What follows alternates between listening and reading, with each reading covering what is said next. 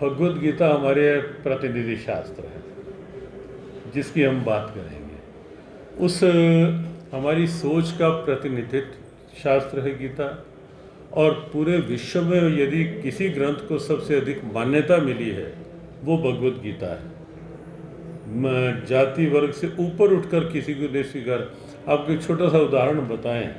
तो प्रतंत्र हुआ, अंग्रेज़ों के अधीन हुआ, जो फर्स्ट गवर्नर जनरल आए भारत में प्रथम वो वारेन हेस्टिंग्स थे। तो वो भी जब भारत आए तो उन्होंने भारत के कुछ देखना चाहा कि क्या क्या चीज़ें यहाँ की हैं। तो गीता के बारे में पता चला।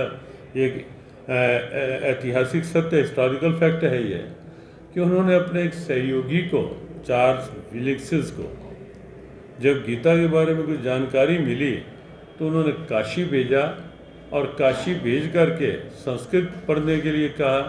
संस्कृत के बाद हिंदी और अंग्रेज़ी में जो पहली कमेंट्री हुई संस्कृत हिंदी से, वो स्वयं उस गवर्नर जनरल ने चार्ल्स विलिक्सिस को अपने सहयोगी से वो अंग्रेज़ी में कमेंट्री करवाई।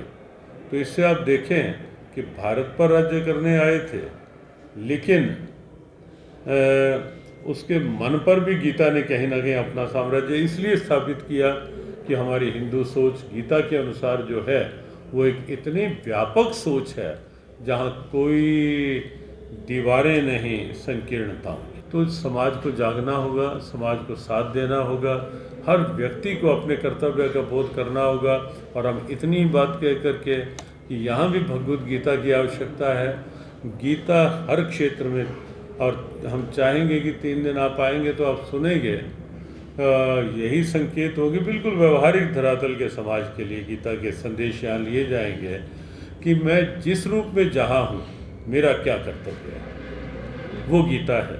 और एक राष्ट्र के अच्छे नागरिक के रूप में मेरा क्या कर्तव्य है, एक आस्थावान की भूमिका में मेरे क्या क्या कर्तव्य हैं। प्रारंभ में अपने देश का प्रारंभ से नाम ही हिंदुस्तान रहा है, तो है ही है, उसे कहें ना कहें। स्थान तो देखो सबको पता ही है कि हिंदुस्तान है ये। वो तो बाद में जब भारत की स्थिति और भारत नाम पड़ा और फिर आगे इंडिया, तो अंग्रेज़ों की देन था, लेकिन मूल नाम तो हिंदुस्तान, हिंदुओं का स्थान। और हम कहते हैं, देखो बात जहाँ तक ये आती है उसमें बात संतों की जो बात है, संतों की बात कहीं भी हमारी परंपराओं में कोई दूसरे को नीचा दिखाने की परंपरा नहीं। हमारी परंपराओं में किसी को कष्ट देकर स्वयं सुख पाने की नहीं है। हमारी हिंदू परंपराओं में कहीं भी किसी का नुकसान करके अपना फ़ायदा लेने की भावना कहीं नहीं है।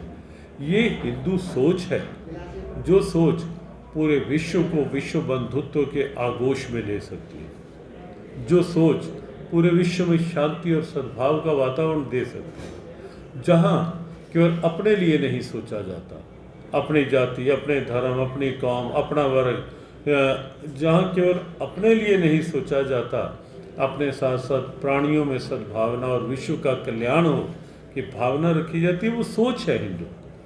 और हमें लगता है कि राष्ट्र में वो सोच बढ़े तो उसमें कठिनाई नहीं, क्योंकि उस सोच के बाद ये नहीं है कि यही तो एक विश्व में सोच है जो किसी का नुकसान करके अपने फ़ायदे की ओर नहीं बढ़ती, जो दूसरे का भला आगे रखती है, जहाँ हड्डियाँ दान करके भी, अपनी हड्डियाँ दान करके भी यदि दैवी संपदा फैलती है और आसुरी संपदा समाप्त होती है, तो जहाँ हड्डियाँ भी दान में दे दी जाती हैं, वो अपनी सोच है।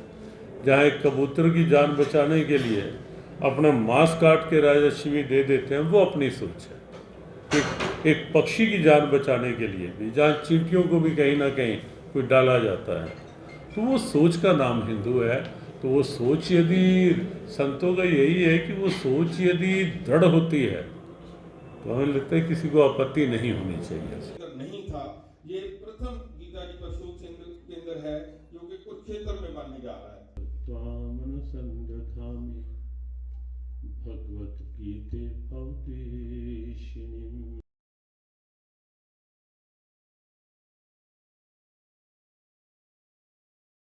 टेक वन अब आपके व्हाट्सएप पर। व्हाट्सएप करिए हाय 9728253663 पर।